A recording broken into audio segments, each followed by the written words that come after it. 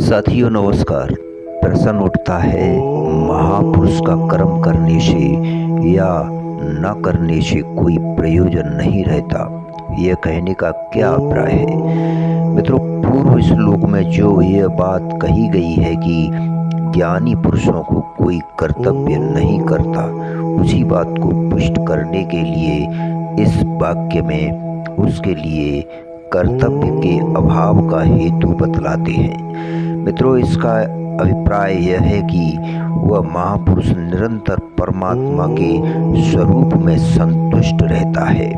इस कारण ना तो उसे किसी भी कर्म के द्वारा कोई लौकिक या पारलौकिक प्रयोजन सिद्ध करना शेष रहता है और ना इसी प्रकार कर्मों के त्याग द्वारा ही कोई प्रयोजन सिद्ध करना शेष रहता है, क्योंकि उसकी समस्त आवश्यकताएं समाप्त हो चुकी हैं। अब उसे कुछ भी प्राप्त करना शेष नहीं रहता।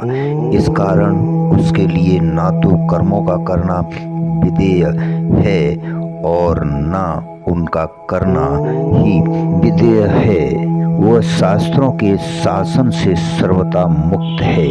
यदि उसके मन इंद्रियों के संघात रूप शरीर द्वारा कर्म किए जाते हैं तो उसे शास्त्र उन कर्मों का त्याग करने के लिए बाध्य नहीं करता।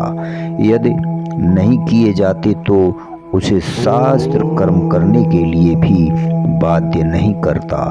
अतएव ज्ञानी के लिए यह मानने की कोई आवश्यकता नहीं है कि ज्ञान होने के बाद भी जीवन मुक्ति का सुख भोगने के लिए ज्ञानी को कर्म के द्वारा या अनुष्ठानों करने की आवश्यकता है, क्योंकि ज्ञान होने के अंतर मन और इंद्रियों के आराम रूप तुच्छ सुख से उसका कोई संबंध ही नहीं रहता। वह सदा के लिए नित्यानंद में मग्न हो जाता है, स्वयं आनंद रूप बन जाता है, जो किसी सुख विशेष की प्राप्ति के लिए अपना ग्रहण या त्याग रूप कर्तव्य शेष मानता है। वह वास्तव में ज्ञानी नहीं, किंतु किसी स्थिति विशेष को ही ज्ञानी की प्राप्ति समझकर अपने को ज्ञानी मानने वाला है। 17वें श्लोक में बतलाए हुए लक्षणों से युक्त ज्ञानी में ऐसी मान्यताओं के लिए स्थान नहीं है।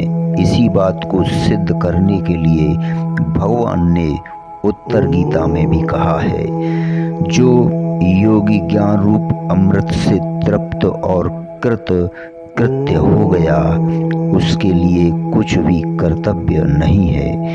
यदि कुछ कर्तव्य है तो वह तत्वज्ञानी नहीं है, तत्वज्ञानी नहीं है। धन्यवाद, शुक्रिया।